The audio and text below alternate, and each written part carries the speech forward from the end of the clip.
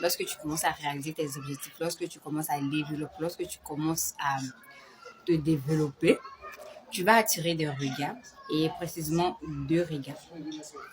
Le premier, c'est que tu vas attirer des regards inspirants.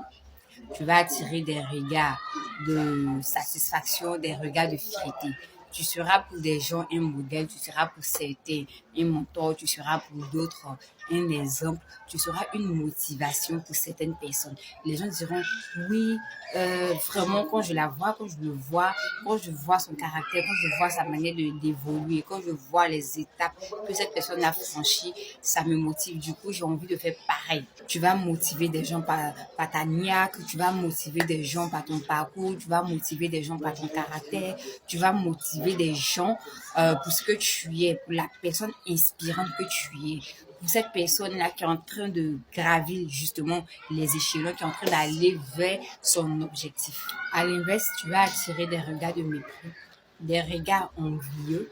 On ne t'aimera pas tout simplement parce que tu avances dans tes objectifs, parce que tu avances sans difficulté, parce que tu es adulé, parce qu'on t'aime partout où tu es, parce que tu crées l'émeute, parce que tu es marié, parce que tu as de beaux enfants, parce que tu es jolie, parce que tu es intelligent, parce que tu es une personne de prière, parce que tu as du caractère, et pour rien, on ne t'aimera pas pour rien.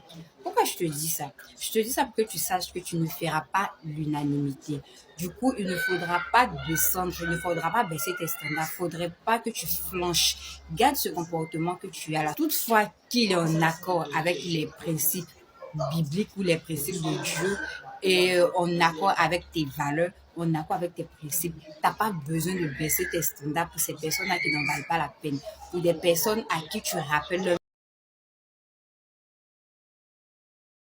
médiocrité, pour des personnes qui te prennent comme baromètre, qui te prennent comme unité de mesure. Tu n'as pas besoin de flancher pour ces personnes-là. Continue de demeurer dans ce que tu fais.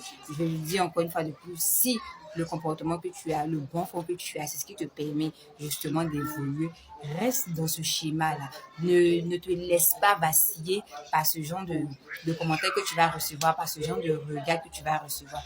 Parce que l'être humain, psychologiquement parlant, l'être humain n'est pas fait pour s'entendre avec tout le monde.